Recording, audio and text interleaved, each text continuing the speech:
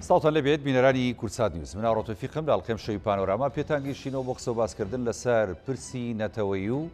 ململانەی حیزبی. ئێمە وەکو گەلی کورد زۆرێک لە پرسە نەتەوەیەکانمان هەیە کە هەمیشە ئەم پرسە نەتەوەیانە لەلایەن زۆرێک لە خەڵکی هەرێمی کوردستان و بەرپرسانی هەرێمی کوردستان و لایەنە سیاسیەکانی هەرێمی کوردستان و هەروەها لە پارچەکانی دیکەش لە کوردستانی گەورە زۆر بایەخی پێدرێ و زۆر جار شانازی ئەکرێت بەم پرسە نەتەوەیی و نیشتیمانیانەوە. ئەم شەو ئێمەمانەوێ تیشی بخەینە سەرێکێک لەو پرسە گرنگە نەتەوەیی و نیشتیمانیانە ئەویش کە پرسی نەورۆزە. نەورۆز هەمیشە لە ڕابردوو تاوە کۆم سەردەمەی کێسێمە تێدا ژین و ئەم بەرنامەی تێدا گفتوگۆکەین هەمیشە جەژنێک بووە کە بە جەژنی نەتەوەیی کورد و بە سەرەتای دەستپێشی بەهار و وەرزی نوێ هەمیشە وێناکراوە و کورد یەکێک بۆ لەو نەتەوانەی دیکە کە شانازی کردو بە نەورۆز. پرسی نەورۆز و بۆنە نەتەوەی و نیشتیمانیەکانی دیکە لە لای کورد چۆن تەماشا دەکرێت. بە دیاریکراوی پرسی نەورۆز توانراوە بەو شێوەی کە هەیە بایەخی پێ بدرێت لەسەر جەم پارچەکانی کوردستان. هەمیشە ئێمە بۆنە و یادەکانمان بە دیاریکراوی لە نەورۆز و لە بەهاردا کە دەستیان پێکردووە کورد زۆر سەرکەوتنی بە تایبەت لە بەهار و نەورۆزا بەدەستێناوە. پارچەکانی دیکەی کوردستانیش بە هەمان شێوە شانازیان کردووە بە جەژنە نەتەوەی و نیشتیمانیەکان و نەورۆزەوە. جەژنی نەورۆز هۆکارێک بووە بۆ توندکردنی ململانەی حیزبی یاخود نەخێر توانیوێتی تا ڕادەیەک بەستەڵەکی ململانەی حیزبیەکان بتوێنێتەوە. بیرۆڕەتجیاوازەکان لە پارچەکانی کوردستان لە هەرێمی کوردستان بەگشتی تێڕوانینەکانیان بۆ پرسە نەتەوەی و نیشتیمانیەکان بە یەک ئاراستە بووە یاخود نەخێرەمە جیاواز بووە. ئەگەر وایە هۆکارەکەی چییە؟ ئێمە وەکو کورد دەتوانین لە داهاتووە شانازی بکەین بە بۆنە و هەروەها جەژنە نیشتیمانیەکانمانەوە بە دیاریکراوی وەکو جەژنی نەورۆز یاخود نەخێر. ئەگەر ئەمە کاڵ بۆتەوە هۆکارەکەی چییە؟ ئەگەر دەبانێت بایەخی پێ بدەین دەبێ بە چه ئاراستەیەک ئێمە کار بکەین. ئەم شەو گفتوگۆکەین لەسەر ئەم تەوەرانە و کۆمەڵی بابەتی گرنگتر لەو بارەیەوە بە میوانداری هەرێک لە میوانە بەڕێزەکانم زۆر بەڕێز سەیدا لەتیف نێرۆی ئەندامی سەرکردایەتی شێتی نیشتیمانی کوردستان کە لە ستۆدیۆ لەگەڵ بەخێر بێت. سەیدا سوپاس دەکەم. هەروەها بڕیارە کە فەلەک ناسوجە پەرلەمانتاری هەدەفە لە ڕێگەی سکایپەوە ئیش ئامادە بێ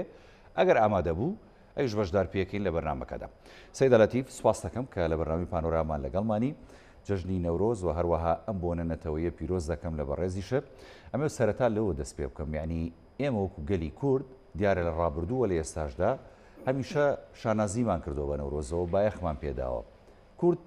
بۆچی شانازیەکە بە نەورۆزەوە؟ نەورۆزە لای کورد چی دەگەێنێ بەڕاستی؟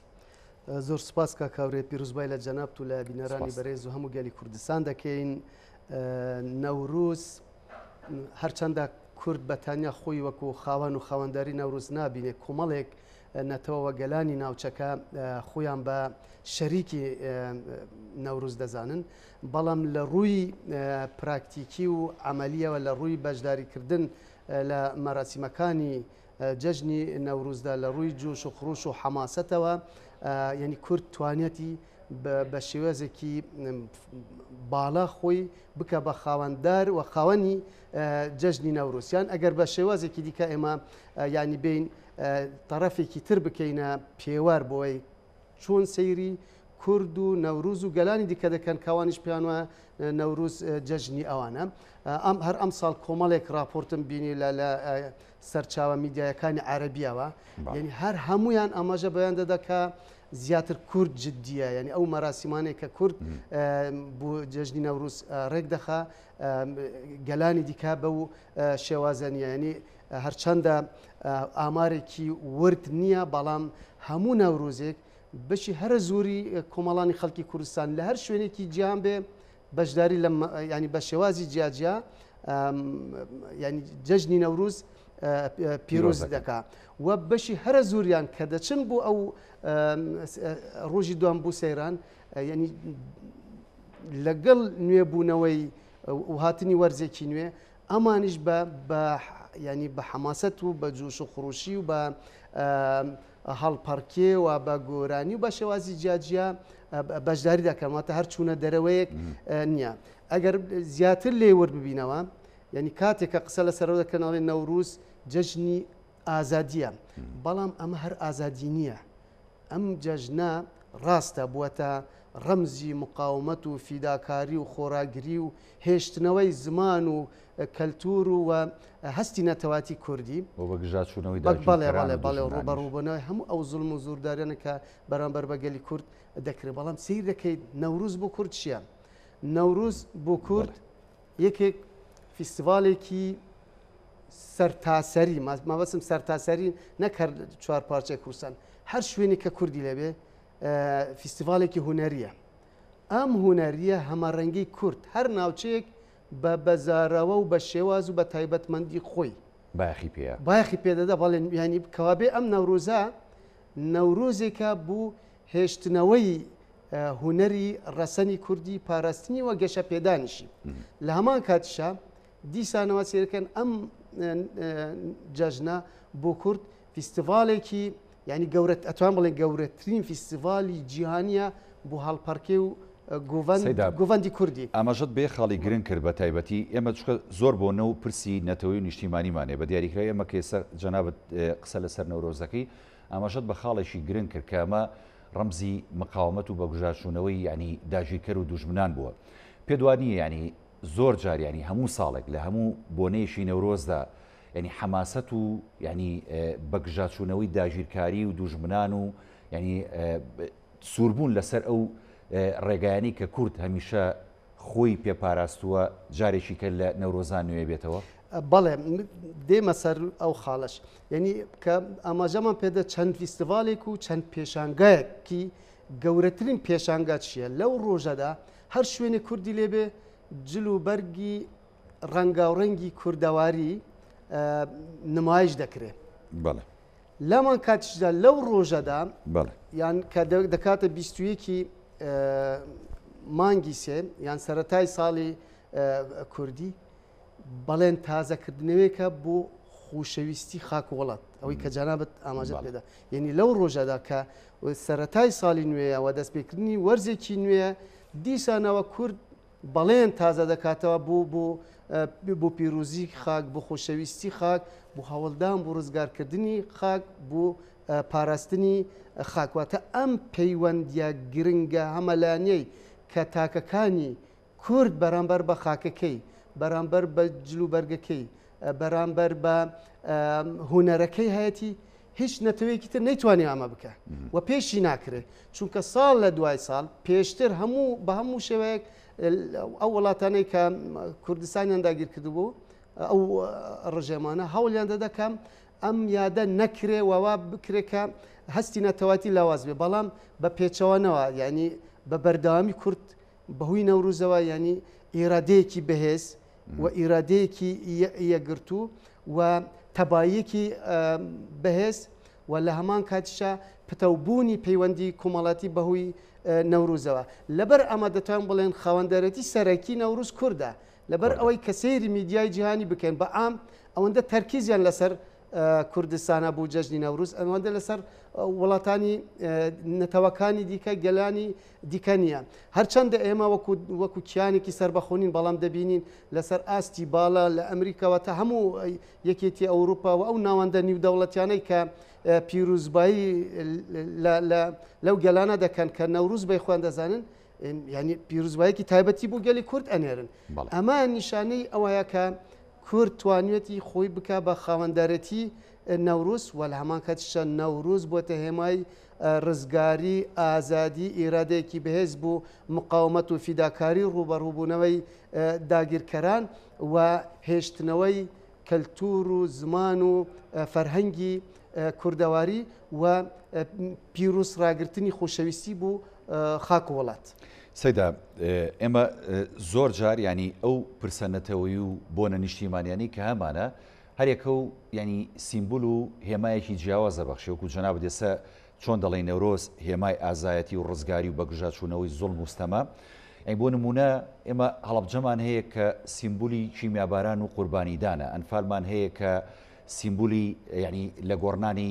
ینی کە لەلایەن ڕژێمی بەعسەوە دەویسترا کورد لە گۆڕ بنرێت و ینی جینۆساید کرێت کە بە سیمبولی جینۆساید ناو دەبرێت. ینی پێشمەرگەمان هەیە سیمبولی قوربانیدان و ڕوبەڕووبوونەوەیە، ینی کۆمەڵ ڕاپەڕینمان هەیە سیمبولی نوێبوونەوەی کورد و حکومڕانی نوێی کوردیە. ئەمانە هەمووی بۆنەی نەتەوەین، بۆنەی نیشتیمانین. ئێمە وەکو کورد بە دیاریکراوی ئەگەر هەر چوار پارچەکە دواتر بینە سەری، بەڵام ئەگەر لە باشوور باس بکەین ئەم بۆنە و پرسە نیشتیمانیانە توانیوەتی ینی خەمی کورد یەک بخاوە لایەنە سیاسیەکانمان تەبا بکات وەکو جەنابەت ئاماژەی پێدەی. کاکاورێ زۆر جار دەبیستین هەندێک جار هەندێک ئەو کەسانەی کە دەیانێت بە دوای ڕەگ و ڕیشەی نەوروز لە چیەوە هاتووە و چوون بووە و ئایامە جەژنێکی نەتوێ یانە بەڕێی من ئەمە زوڵمێکە لەگەلی کورد دەکرێت کە هەندێک کەس دەیانەوێ بە هەر مەبەستێک بێ ئەم جەژنە وەکو مورک و مڵکی گەلی کورد پێناسە نەکرێت. بۆ زوڵمێک لەگەلی کورد دەکرێت جەژنێک کە بتوانێت پەیوەندی کۆمەڵاتی بەهێز بکە، جەژنێک کە بتوانێت یەکریزی گەلی کورد بەهێز بکە، جەژنێک کە بتوانێت ئێرادەی گەلی کوردستان بەهێز بکە بۆ خۆشەویستی خاک و وڵات، جەژنێک کە بتوانێت ئێرادەیەک ببەخشێ بە گەلی کوردستان بۆ هەمیشە لە سەنگەری خەبات و قوربانیدان و فیداکاری و بەرگریدابێ. بۆچی ئەم جەژنە ئەمە شانازی بەم جەژنەوە نەکەین؟ بێگومان ئەگەر ئێمە بین سەیری ڕۆژانی ساڵ بکەین، تەنها ئەو ڕۆژانە دەتوانین بڵێن گەلی کورد تەبایە کە نەوروز یەکێکە لەو ڕۆژانە، یعنی لەو ڕۆژانە ململانەی حیزبەتی نامێنێ و لەو کارەساتانەی وەکو کیمیابارانی هەڵەبچە و کیمیابارانی کومەڵێک ناوچەی دیکەی کوردستان و لە هەمان کاتشە بیرەوەریەکانی ئەمفال ئەمانە وا دەکەن کە کورد وەکو یەک خێزان بێت و هەموو تاکەکان یان هەندێک جار لایەنە سیاسەکە هەموو جارێکنا لایەنە سیاسەکانیش دەستبەرداری ئەو ململانەیە دەبن و بەشداری لە خەمێکی هاوبەشدا دەکەن. هەر چەندە بەداخەوە هەندێک جار هەوڵ دەدرێ ئەم مەراسیمانە زیاتر بە حیزبی بکرێت، مەسەر نەوروز. ینی بە قەنعەتی من هەر لایەنێک بیاوێ مۆرکێکی حیزبی ببەخشێ بە مەراسیمەکانی نەوروز، زیانەکانی وەکو ئەوەیە کە وڵاتێکی داگیرکە ڕێگا نادە جەژنی نەوروز بکرێت. بۆ لەبەرەوەی کە ڕێگا نادە جەژنی نەوروز بکرێت کە وڵاتێک ڕێگا نادا، بۆی ئەو تەبایی و ئەو یەکگرتووی و ئەو ئیرادە هەوبەشەی کورد و نەمێنێ یان درێژە پێنادا کە حیزبێکیش بێوێ مورکی حیزبەتی لە شارێکی دیاریکراونان لە ناوچەیەکی دیاریکراو بە مەراسیمەکانی جەژنی نەوروز ببەخشێ، دیسانەوە ئەمە بەشبەشکردنی ئێرادەی گەلی کووردە. شێتوانێت ڕێگە لەو بەشبەشکردنە بگرێت سەیدالەتی. ئەمە ئەگەر لە ماوەیەکی دیاریکراویش بکرێ، بەڵام کاتیە چونکە نەوروز یعنی هەموو کەسێک ئەم جەژنە بە جەژنی خۆی دەزانێت، بەڵام کە لە وەکو لە شوێنێکی دیاریکرا و دەسەڵاتی کە بێ بیاوێ یان لە شارێکی دیاریکە مورکێکی حیزبەتی ببەخشێ بە و مەراسیمانە، ئەمە خزمەت بە دووزی نەتەوەی ناکە، ئەمە خزمەت بە ئیرادەی هاوبەش ناکە، ئەمە خزمەت بەو دروشمانە ناکە کە بەو سرودانەش ناکە کە لە جەژنی نەوروزە پێشکەش دەکرێن، چونکە نەوروز وەکوتمان هێمای یەکگرتووی گەلی کورد، هێمای ئازادی و ڕزگاری، هێمای بەرخودان و قوربانیدانی گەلی کورد، ناڵێن ئەم حیزبە یان ئەو حیزبە و داگیرکەران نیانتوانێت کە جارم کەس دەتوانێت ناتوانن، بەڵام لەوانە لە ماوەیەکی دیاریکراودا کاریگەری خۆی هەبێگینە ئەم نەوروزە وای کردووە کە زمان و هەستی نەتەوایەتی گەشە بکە نەک بە پێشەوانەوە. ئێمە وەکو پێشتریش لە پێشەشی بەرنمەکەی ئاماژەم پێدا، ینی هەمیشە کورد لە سەردەمانی نەورۆز و بەهاراندا این سەرکەوتنی زۆر باش و گەوری بەدەستێناوە. بۆ نمونە هەردوور نەڕۆین، ینی ڕاپەڕینی ساڵی 1990 گەلی کوردستان، ینی کورد بۆ یەکەم جار توانی شاری کەرکووک قودسی کوردستان لە دەست چنگی ڕژێمی ئەو کاتی بەعز ڕزگار بکە لە 23 سێر لە بەهار و لە نەورۆزا بوو. ینی کەواتە کورد هەمیشە جۆش و خڕۆژدانەوەی زیاتری لە نەورۆزدا بەخۆیەوە بینیوە. چۆن نتوانین ئێمە ئەم دەستکەوتانە زیاتر چەسپی و بکەین بە تایبەتی کاتێک کە ئەم بۆنە و یاد و پرسەنەتەوەیانە یاد دەکەینەوە ئێمە ئەتوانین ئێمە مکوڕبین لەسەر ئەم دەستکەوتانە یاخود ساردبوونەوە هەیە لە نێوماندا بەڕاستی بەداخەوە ینی ئەمە گەر ئێمە بین سەیری لانی سیاسی بکەین لانی سیاسی یان هێز و لایەنە سیاسەکانی کوردستان وە سەیری جەموار بکەین ینی جۆش و خروشی جەموار بوو ئەو یەک ریزی و تەبایە کە هەیەی بوو بیرەوەری و یادەکانی وەکو نەوروز و یادەکانی دیکە جیاوازیەک هەیە لەبەرەوەی جەماوەر وەکو نەتەوە سەیری یادەکان دەکاتەوە و وتمان ناڵێن هەموو حیزبەکان بەڵام هەندێک لە حیزبەکان تێگەیشتنیان جیاوازە لای جەموار بوو نەوروز و بوو یادەکانی تر وە بوو ئایندەی ئەم ئەگەر قسەمان تەنها لەسەر هەرێمی کوردستان بێ بەڵام بە شێوەیەکی گشتی لەدایکبوونی حیزبە سیاسیەکان لە هەرێمی هەر چوار پارچەی کوردستان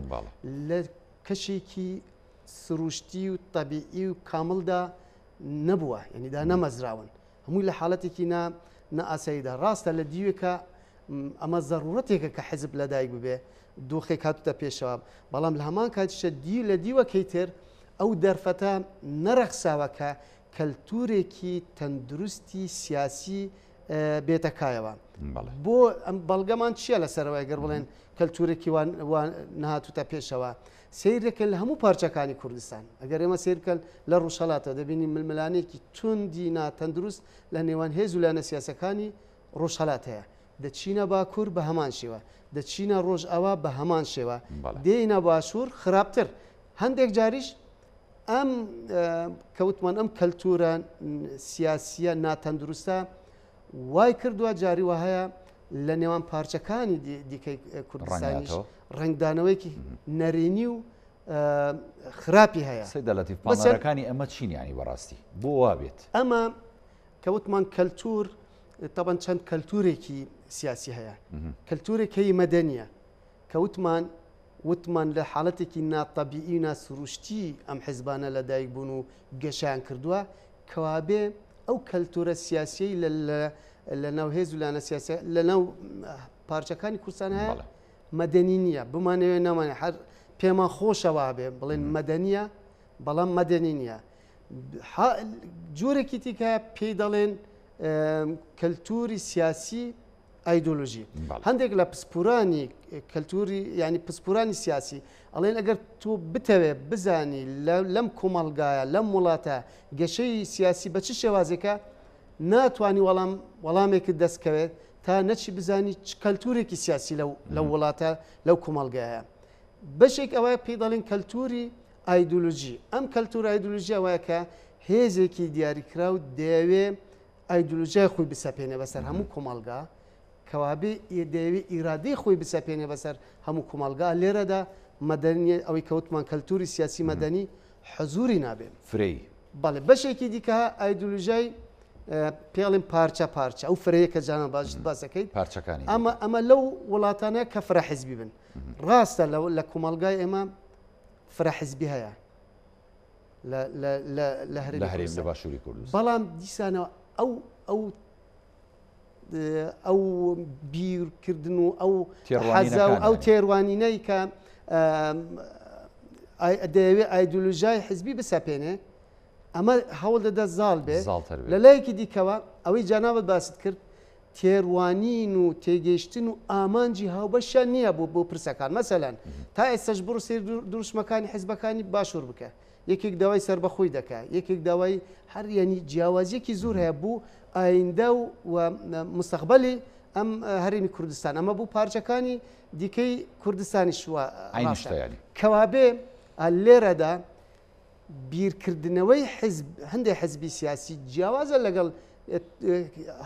هاوڵاتیانی کوردستان کە هاوڵاتی دەیەوێ هەستی نەتەوەی بەهێز بێ و بەرژەوەندی نەتەوەی زاڵ بێ بەسەر هەموو بەرژەوەندەکانی دیکەدا بەڵام مادام بیرکردنەوەی حیزبی ئەوەیە کە بێ ئایدۆلۆژیای خۆی بسەپێنێ کەوابێ لێرەدا جیاوازی هەیە و بەرژەوەندی حیزبی زاڵە بەسەر بەرژەوەندی نەتەوەیدا لێرەدا خەلەلەکە لێرەدا باشە ئەو حیزبانی کە جەنابەت بۆ نمونە ئەو شێوەتی ڕوانینی کە جەنابەت ئاماژەی پێدەی هەندێک حیزب دەیەوێ ئایدۆلۆژیا و بیر و بۆچوونی خۆی بە تایبەتی لە پرسەرنەتەوەی نیشتیمانیەکانە زاڵ بکەوە بیکاتە بە تایبەت مورکێک بۆ خۆی یاخود هەندێک دەستکاری بکە ئەمە توانیوێتی زاڵ بێ ئێستا بە دیاریکراوی لە باشووری کوردستان ئەگەر زاڵە پێ دوایە کارلێکەری و هۆکاری دەرەوە پاڵنەر بێ بۆ ئەمە بە دیاریکراوی هەندێک لە وڵاتانی هەرێمایەتی خۆمان کە ئەمانە ئێمە زۆر جار ناویان هێنراوە بە دوژمن بەڵام ئەوان خۆیان بە دۆستی کورزانیوە ئەمە بە بەڵێ و نەخێر ناتوانین وەڵام بدەینەوە ڕێژەیە ینی لەوانە لە هەندێک شوێن ئەمە کاریگەری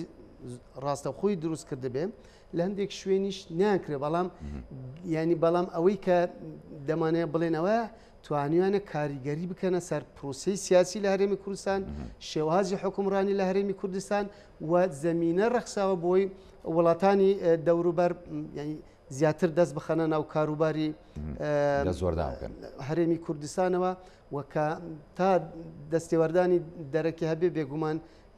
دەرهاویشتە و کاریگەری نەرێنی لەسەر دووخی هەمەلانی هەرێمی کوردستان دروست دەبێ لەبەرەوە ئەمە دەکرێت بە ڕێژەی ئەوە قسە لەسەرەوە بکەین نەک بە بەڵێ و نەخێر بەڵام کاریگەریەکان نەرێنین و ئەگەر ئەمە بەردەوام بێ بێگومان زیانەکانیشی بەردەوام دەبن ئەو یەک ریزیە کە باسمان کرد و ئەو تەبایە کە باسمان کرد بەهۆی نەوروزەوە دروست دەبێ ئەمە لە دەرەوەی نەوروز دروست نابێ لەبەرەوە ئەم حاڵەتە هەیە ئەمەی کە باسمان کرد خاڵێکی دیکە هەیە کە وتمان لەدایکبوونی حیزبەکان و لە ناکامل و ناتەندروست و تەبیعی نەبووە کەوابێ ئەو کەلتورەی کەوتمان کەلتوری سیاسی کەلتور لە کەلتوری سیاسی کەلتوری دانوستان و پێکەوە کارکردن و یەکتیمیش ئەمەش کەلتوری خۆی دەوێ دیسانەوە کە کێشە دروست دەبن ینی دانوستان دەتوانێت ئەو کێشانە چارەسەر بکە بەڵام ئەم دانوستانە بە چیە بێ بە ئیرادەی هاوبەش دەبێ بەوە دەبێ بە ڕەچاوکردنی بەرژەوەندی هەردوو لام یان چەند لایەنێک و بەوەش دەبێ کە ئەو کەسەی دەچێت بۆ دانوستانە بێ بیلەوە بکاتەوە چەندە بەرژەوەندی خۆی مەبەستە بێ ڕەچاوی بەرژەوەندی بەرامبەر بکاتەوە چەندە بتوانێت خۆی ڕازی بکە داواکاریەکانی خۆی ئەوەندە بە هەمان شێوەی بەرامبەرە کەشی بەڵام لێرەدا پرسیارێکی دیکە دەبێت ئایا لە هەرێمی کوردستان لە پارچەکانی تریش تەبان ئێمە قسەمان لەسە ئەم کەلتورە هەیە ئەم تێگەیشتنە بۆ زانستی دانوستان هەیە بێگومان نەخێر لەبەر ئەوە دەبینین لە دانوستانیشە یعنی گەیشتن بە ئەنجامێکی هاوبەش بریارێکی هاوبەش چارەسەرێکی هاوبەش زۆر کەمە ناتوانین بڵێن زۆر کەمە هۆکارەکە ململانەیە توندەکەی حیزبایەتیە یاخود ئەو بەرژەوەندێت تەسکی حیزبایەتیە کە هەندێک جار لێرە و لێوێ ئاماژەی پێدرێ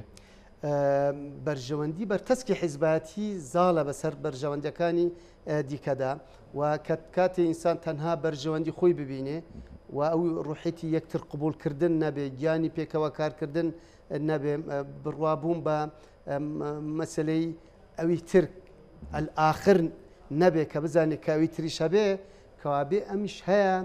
طموحی هەیە حەزی هەیە ئیرادەی هەیە پێویستی هەیە بوچوونی جیاوازی هەیە ڕای هەیە ئەبێ بەشداریش بێ لەو هەموو ئەو شتانی کە من دەمێ بخۆم هەبێ ئەبێ ئەویش هەبێ ئەمە غیابی یان ئەگەر هەش بێ ڕێژەیەکی زۆر کەمی هەیە لە هەرێمی کوردستان سەیدا لەتیف ئینتیمابوون بۆ خاک و نەتەوە و نیشتیمان و کللتورەکەمان ئەمە تا چەند زاڵە و تا چەند هەیە ئەگەر هەیە بە تایبەتی لە نێوان سەرکردە سیاسیەکان و لایەنە سیاسیەکان تا چەند توانی و دیکاریگەر بێ بۆ ئەو فاکتەرانی کە جەنابەت ئاماژەی پێدەی ئێمە بەرژەوەندی تەسکی حیزبایەتی بخەینەوەلاوە بەرژەوەندی باڵای نەتەوەی بێنینە بەرچاومان و پێشەوە ئینتمای تاکێ و ئینتمای ئەوەی پەیوەستە بە هێز و لایەنە سیاسیەکان ئەوە باسمان کرد ئەوەی تاک ئەوەی جەماوەر کە لە ڕۆژی نەوروز ئەتوان بڵێن ئەو ڕۆژێک بوو جەماوەرە ڕۆژی نەوروز بوو جەماوەرە یعنی جەماوەر بە چ شێوازێک بڕیار دەدا بە چ شێوازێک گرنگی بە خاک و نەتەوە و کەلتوری نەتەوەی دەدات دەیبینین ینی ئەو شێوازێکی ساڵ لە دوای ساڵ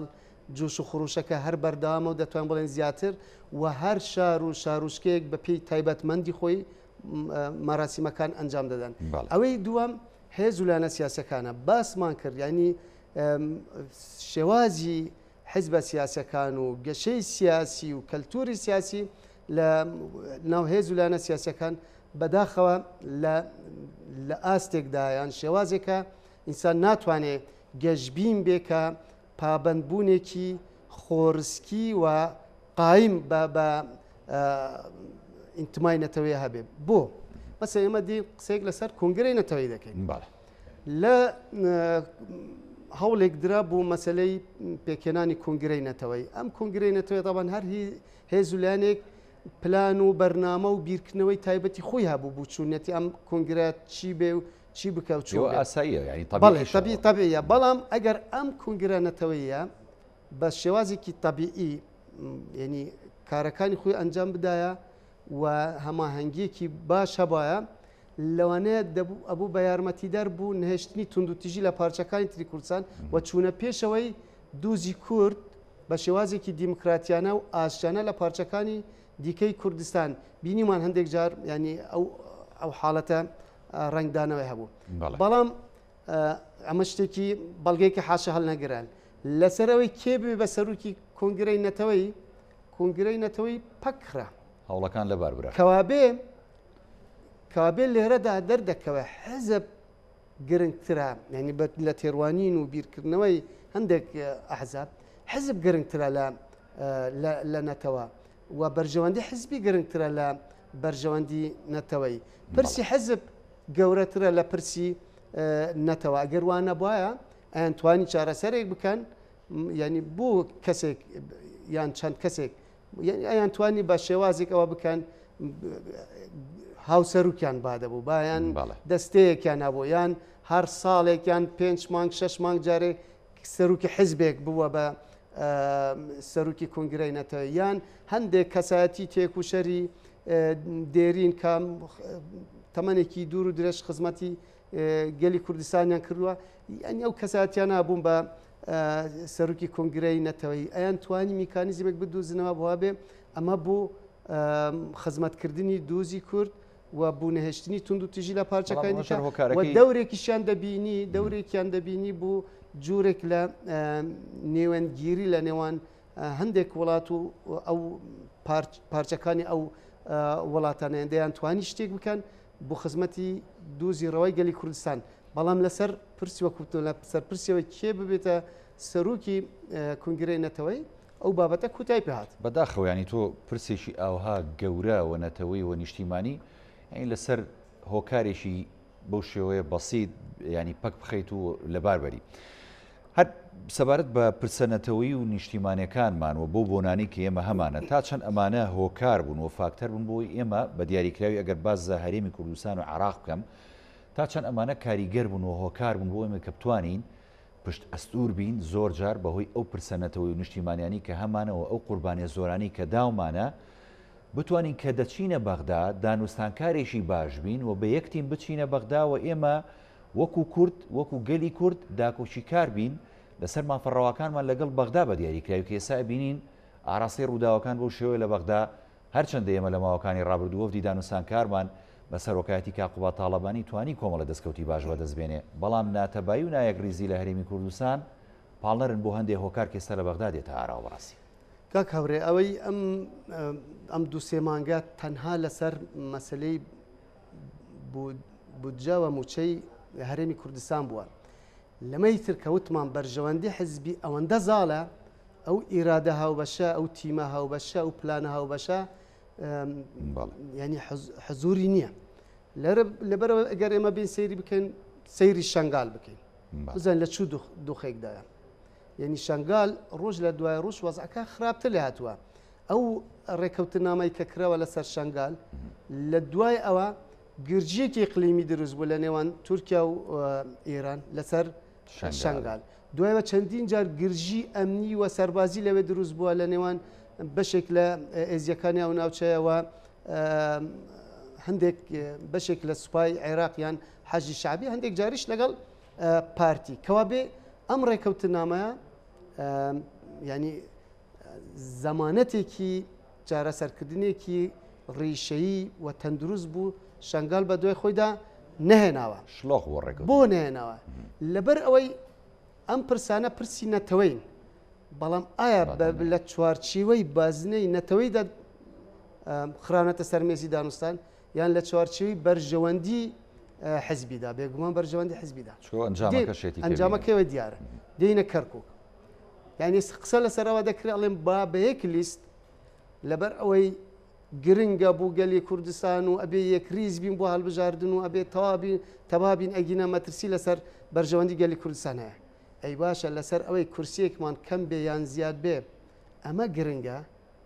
یان خودی قەزیەی کەرکووک و ناوچە دابڕێنراوەکان گرنگە ئەزمون سالماندوێتی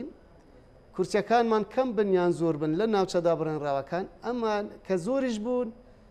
ناتوانێت کێشەی کەرکووک و ناوچە دابڕێنراوەکان چارەسەر بکەن کە کەمیش بوو بن هەر بابەتەکە وەکو خۆیەتی ئیرادەکە نەبوو بەڕاستی ئەبێ ئێمە کێشەی ناوچەکە چارەسەر بکەن کێشەکە بە پەرلەمانتارێک زیاد بیان کەم بێ چارەسەر نابێن بەڵام بۆ تا ئێستا دەبینین ینی کۆدەنگیەک نییە لەسەر چارەسەرکردنی کەرکووک کۆدەنگیەک نییە لەسەر دانانی پارێزگارێکی کورد بۆ کەرکووک قسە دەکرێت ینی لە هەرێمی کوردستان خەم و خەفەت دەردەبڕن بۆ کەرکووک و ناوچە دابڕێنراوەکان بەڵام بە عملی شتێکی ترە بە عملی ینی ئەو شتێکی کابینی بەڵێ لە واقع شتێکی ترە مەسەلەن ئەڵێن با لە بەغا تەبابین باش تو لە بەغا تەبا دەبین تو ناتوانانی لە بەغا تەبابی لە ناوخۆی هەرێمی کوردستان ینی پەیامێکی زبر و دابڕانێکی تند و هەمیشە هەوڵدان بۆ زیاتر تەشانەکردنی ناکوکەکان و دوورکەوتنەوە لە درست ئەگەر بەبێ ئەوەی کە لە هەرێمی کوردستان ئەگەر ئێمە تەباو یەک ریز نەبی ناتوانین لە بەغا لەوانە لەسەر هەندێک پرس لەسەر بودجەیە لەسەر هەندێک پرس ئەو یەک ریزیە دروست دەبێ بەڵام ئەو جۆرە یەک ریزیە ناتوانێت بەرژەوەندەکانی گەلی کوردستان لە هەرێمی کوردستان بپارێز سەیداڵەتی نێرۆی منەمێ ینی بە جدی پرسیارێک لە بەڕێز بکەم وەکو ئەندامی سەرکردایەتی شێتی نیشتیمانی کوردستان ینی هەمیشە لە هەرێمی کوردستان بە دیاریکراوی کە ئێمە ئێستا باز لە پرسەنەتەوەی نیشتیمانیەکانەکەین ینی دەگونجێت دەکرێت تەنها یەک لایەن قوربانەکانی بدا تەنها یەک لایەن یعنی تەنازول لە داواکانی خۆی بکات تەنها یەک لایەن ئامادە بێ بۆ دانوستان بدات و وەرنەگرێت ینی پێدوانیە دەبێت ئەم پرسی وەخەمی هەموو لایەنەکان بێ بە دیاریکراوی و هەموو ئامادە بن لەسەر یەک مێز کۆ ببنەوە و گفتوگۆ بکەن بۆ ئەوەی کە ئەوەی بەدەستمان هێناوە بەڕاستی لە دەستمان نەچێت ینی وەکو یەکێتی نیشتیمانی کوردستان ئەم پرسە چۆن نەبین یەکێتی هەر ئامادەی قوربانی بدایە هەنگاوەکانی داهاتوو چێ بێ لەمڕۆ یەکێتی قوربانێکی یەکجار زۆری داوە لە پێناو بەرژەوەندی گشتی گەلی کوردستان و بەردەوامیش دەبێت لەسەر ئەو قوربانیدانا بەڵام بەڕێی من یەکێتی تر میکانزمی خۆی دەگۆڕێت لە چوونەتی ماماڵەکردن لەگەڵ ڕووداوەکە مەسەن جاران حەزێک هەبوو ئیرادەیەکیش هەبوو کە یەکێتی سەردانی بەغدا بکە بۆی ئەو گرژیانە خەو ببنەوە بەڵام لە هەمان کاتیشە ئیرادەیەکی تریش هەبوو پێی وابوو کە یەکێتی بەتەنیا بچێ ئەمە گونجاو نیاو یەکێتی ڕوبەڕوو ڕەخنە دەبێتەوە بەڵام دوجار ئەمەی کە جاران باز دەکرد ئێستا یەکێتی سیاسەتی خۆی گۆڕیوە یەکێتی پێی وایە کە با ڕەخنەش لە یەکێتی بگرێ لە هەندێک لایەنیان لایەنێکی دیاریکرا و ڕەخنە لە یەکێتی بگرێ بەڵام خەمی گەورەی یەکێتی چوونیتی چارەسەرکردنی بژێوی هاوڵاتیانە کەوابێ یەکێتی بەتەنیا بێ یان لەگەڵ هێز و لایەنە سیاسەکانی دیکە بێ بەغدا بە ڕووکردنە بەغدا بە چارەسەر دەزانێت کەوابێ پێی خۆشە بەلایەنەکان با بچینە بەغدا بەڵام ئەگەر ئەوە ناتن یەکێتی سەردانی بەغدا دەکا و زەمینە سازیەک دەکە و زەمینە سازیش کرا بۆەوەی ئەم تیمی حکوومەتی هەرێمی کوردستان هەرچەندە بەغدا ڕەخنەی زۆریان هەبوو ڕخنەی زۆریان لە هەرێمی کوردستان هەبوو بەڵام تیمی حیزبی یەکێتی بە بەردامی سەردانی بەغدای کرد ئەو زەمینە سازیای ڕەخسان کەشێکی ئارامی دەواازەکانی بەکراوی و هەندێک لە نیگەرانەکانی لانەکانی عێراقی خاو کردنەوە ئەمە و معنانی کە بڵێن بەغدا لە سەداسەد حەقە و هەرێم ناحەقە تەبان قسە لەسەر ئەوە نییە کەم تەرخەمی دوولایانی هەیە بەڵام ئێمە بقسە لەسەر دەوری یەکێتی ئێستا یەکێتی کارکتەرێکی سەرەکیە بوو چارەسەرکردنی کێشەکانی نێوان هەرێم و بەغدا و بەردەوام دەبێت لەسەر ئەم سیاسەتەی خۆی و ئەمە سیاسەتێکی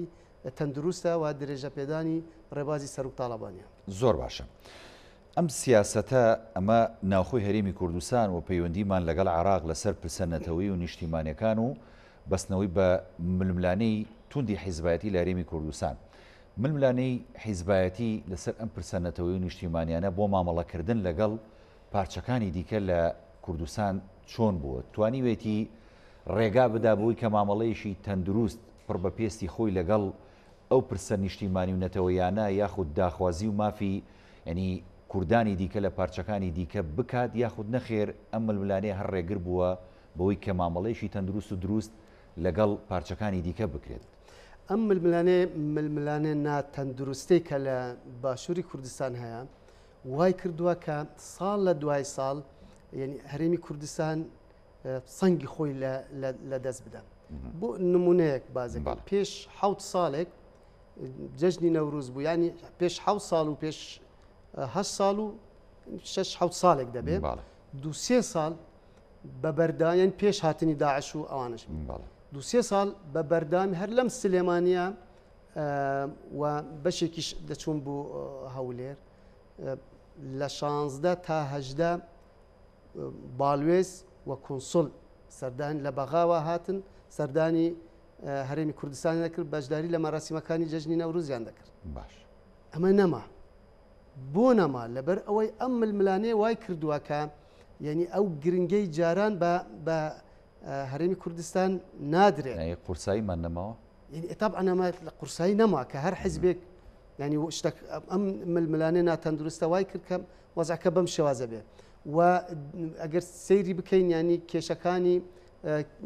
وڵاتانی ئیقلیمی یان تێگەیشتن و تێڕوانینان بۆ هەرێمی کوردستان دەستێوەردان بوو ینی بۆتە دەستێوەردانێکی سەربازیش بە تایبەتی لە سنووری پارێزگای دهۆک و هەولێر ئەمانە هەمووی دەرەنجامی ئەو ناکوکیە و ئەو مامەڵە ناتەندروستەی کە لە سیرعاتی سیاسیە دەکرێت جگە لەمە ینی کەسەنگی خۆمان لە دەستداوە دەبینین کێشەکانی ناوچە دابڕێنراوەکان کێشەیەکی گرنگ و چارە نووساز و استراتیژیە بۆتە کێشەیەکی لاوەکی بە نیسبەت بەغداوە بۆ لەبەرەوەی ئەو ناتەبایە کە لێرە هەیەتی وەکو جوورێک لە فەراموشکردن ڕاستە کە جەنابەت ئاماژە پێدا یەکێتی بە هەموو شوێک هەوڵ دەدا کێشەی ناوچە دابڕێنراوەکان بەڵام ئەم کێشەیە حزبێک ناتوانێت لەگەڵ حکوومەتی ناوەندی ڕێ بکەوێت ینی لە ڕووی پرۆتۆکۆلی و لە ڕووی ئەوانە ئەمە ناکرێت هەر ئەبێ لەگەڵ هەرێمی کوردستانێ بەڵام هەرێمی کوردستان واتە حکوومەتی هەرێمی کوردستان حکوومەتی هەرێمی کوردستان چەند حزبێک تیایدا بەشدارن ئەم چەند حیزبە ینی زیاتر پارتی خۆی بە خاوەنی حکوومەت دەبێنێ هەرچەند ئەوان ئەڵێن ئێوە بوو لە حکوومەتدان ئێمە لە حکوومەتداین ئێمە ئەڵێن وەرم با پێکە بچینە بەغدا بوو چارەسەرکردنی ناوچەداوەکە بەڵام نایە کەوابێ لێرەدا ینی ئیرادەی پارتی بوو چارەسەرکردنی ناوچە دابڕێنراوەکان جیاوازە لەگەڵ یەکێتی ڕەنگە گۆڕانیش بیرروکە و بچوونی تایبەتی خۆی هەبێ بەڵام ئەم ناکوکانە وای کردووە باجەکە کێ دەدا گەلی کوردستان دەدا باجەکە کێ دەدا هەرێمی کوردستاندا باجەکە کێ دەدا ناوچە دابڕێنراوەکان دەیدا و لەوانە بڵێ ئەم وەزع تاکەی وابێ ئەم وەزع ینی یەکێتی بە هەموو شێوەیە قەوڵەکانی خۆی بەکاردێنێ بوو چاکسازیەکی ناوخۆی هەرێمی کوردستان بوو چارەسەرکردنی کێشەکان بۆ ئەوی شەریکێکی ڕاستەقینە بێت لە حکوومەتدا بەشدار بێ لە داڕشتنی سیاسەتی هەرێم بەرامبەر بە بەغدا بەڵام ئەگەر ئەمانە نەبوون ئەبێ خۆمان ئامادە بکەین بۆ هەڵبژاردنانێک کە دەکرێت و لە ئایندەدا حکوومەتێک پێک بێت یانەکەتی بەشداری لە حکوومەتێکدا بکە کە دەوری هەبێ و شەریکێکی ڕاستەقینە بێ و داڕێژەری سیاسەتەکانی هەرێمی کوردستان بێ و بەشداریەکی کارای جێبەجێکردنی ئەو سیاسەتە بێت. بەست لە ئیرادەی ئەو لایەنانە کرد لە هەرێمی کوردستان ئەم ئیرادەیە یاخود زاڵبوونی ئیرادەی لایەنێک بەسەر لایەنێکی دیکە یاخود بەسەر سەرجەم خەڵکی کوردستان وای کردووە کە مامەڵەیەشی ناتەندروستمان هەبێ بۆ سەرجەم کۆی ڕووداوەکان کە لە چواردەورمان دێتە گۆڕێەوە بە دیاریکراوی لەسەر ئەو کێشە و ململانێ و ئەو مەترسیانی کە بۆ پارچەکانی دیکەی کوردستان دروستە و بە دیاریکراوی ئەمە لە ڕۆژاوای کوردستان بینیمان ینی مامەڵی یەکێتی چۆن بوو مامەڵی لایەنەکانی دیکە چۆن بوو لە باکوور یەکێتی چۆن بوو و هەندێک لایەنی دیکە چۆن بوو ئەمانە هەمووی وای کردووە کە مامەڵەیەشی ناتەندروست هەبێ لەو ڕۆوە خۆی ینی واقعی هەرێمی کوردستان واقعێکە حزبێک بە تەنیا وەکو جوورێک لە مەحاڵە بتوانێت حکومڕانی هەرێمی کوردستان بکە بەڵام کە بیاوێ ئیرادەی خۆی بساپێنێ بێگومان ڕنگدانەوەیەکی نەرێنی لێ دەکەوێتەوە یعنی ئەو ڕنگدانەوە نێرێنیە وا دەکە کە حکومڕانیەکی ناتەندروست بێ جا کاتێکە لە هەرێمی کوردستان حکومڕانێکی ناتەندروست بێ پەیوەندیەکانی ئەم حکوومەتە لەگەڵ پارچەکانی دیکەی کوردستانیش ناتەندروست دەبێ تەنانەت پەیوەندیەکانی حکوومەت لەگەڵ ئەم حکوومەتی هەرێمە لەگەڵ بەغداش ناتەندروست دەبێت چونکە تۆ لە کروکی ناوخۆی هەرێمی کوردستان حکومڕانێکی ناتەندروست و هاوسەنگ بێ ڕنگدانەوەیەکی ناهاوسەنگ دەبێت لەگەڵ پارچەکانی دیکەی کوردستانیش ئەمە ینی ئەگەر کروکی کێشەکانی ناوخۆی هەرێمی کوردستان ئەوەیە کە ئیرادەیەکە دەیەوێت خۆی ئیرادەی خۆی بسەپێنێ لەسەر شێوازی حکومڕانی لە هەرێمی کوردستان بەڵام ئەم نمونە نەجاحەتی نەهێنا لە هەرێمی کوردستان و لە هەمان کاتیشە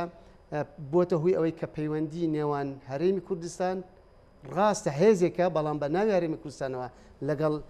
پارچەکانی دیکەی کوردستان ڕنگدانەوەیەکی نەرێنی هەبووە ئەمە کەی ڕێک دەخرێەوە ئاسایی دەبێتەوە کە حکوومەتێک بێ حکوومەتێکی بە فعلی حکوومەتێکی بنکە فراوان بێ بە عملی حکوومەتێکی بنکە فراوان بێ و ئەو بنکە فراوانیش هەموو ئەولانێک کە بەشدارن شەریکێکی ڕاستەقینە بن لە داڕشتنی ئەو سیاستەوە مەسەرەن ئێمە ئەڵێن ئەمە حکوومەتی هەرێمە یەکێتی تیاری بەڵام ئایا یەکێتی لەگەڵ ئەوەدا کە هەرێمی کوردستان دەست بخاتە ناو کاروباری ڕۆژاوای کوردستان بێگومان نەخێر کەوا بێ ئێمە بەشدار نین لەو سیاسەتەی بە ناوی هەرێمەوە هەیەی بەرامبەر بە ڕۆژئاوای کوردستان ئەمە بوو پارچەکان دیکەش سێدالاتیڤ من زۆر داوای لێبوردنەکەم مادوم کردی چکە بڕیار بوو میوانێکم لەگەڵا بێ بەڵام ئەو نەهات بە هەندێک هۆکاری تەکنیشی سوپاس دەکەم ئەمێ دوا سەرنج و پەیامی سێدالەتیڤ نێورۆی وەکۆندامی سەرکردایەتی چێتی نیشتیمانی کوردستان لەسەر قوڵکردنەوەی ینی پەیوەندیەکانی نێوان لایەنە سیاسەکانی هەرێمی کوردستان لە ڕۆنەتەوەی و نیشتیمانەکان لە بۆنە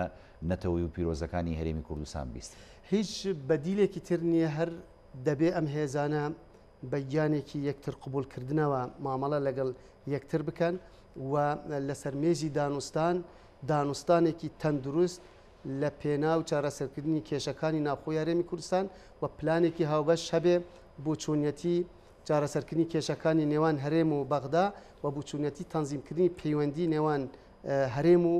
پارچەکانی دیکەی کوردستان خۆزگام لەم نەوروزە و پەیامانێکە هەبوون پەیامی ئاشتی و تەواوی براتی بوون بەداخەوە ینی ئەو پەیامانە بەدی نەکران و وەکوتم ئیرادەی کەلتوری ئایدۆلۆژی وای کردووە کە هەر هێزێک بە شێوازێک بیر بکاتەوە و هەر هێزێک بیر لە بەرژەوەندی خۆی بکاتەوە و هەر هێزێکیش گەیشتوتە ئەو قەنعەتەی کە ئەوەی کە جانابەت و یەکێک لەوانە یەکێتی نیشتیمانی کوردستانە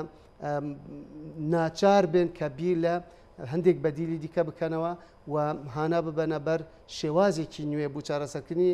هیچ نەبێ ئەو ناوچانە کە لە ژێر دەسەڵاتی خوانن بە تایبەتی ئەوەی پێوەستە بە سلێمانیەوە و سیستمی لامەرکەزی بوو سلێمانی هەرچەندە ئەمە یەکێتی سوورە لەسەر ئەم هەنگاوە و ئەم ئەرکەی خۆی بەڵام لە هەمان کاتیشە خەمی یەکێتی خەمی هەولێر و خەمی دهوک و خەمووی هەموو هەرێمی کوردستان و ناوچەدا بڕێنراوەکان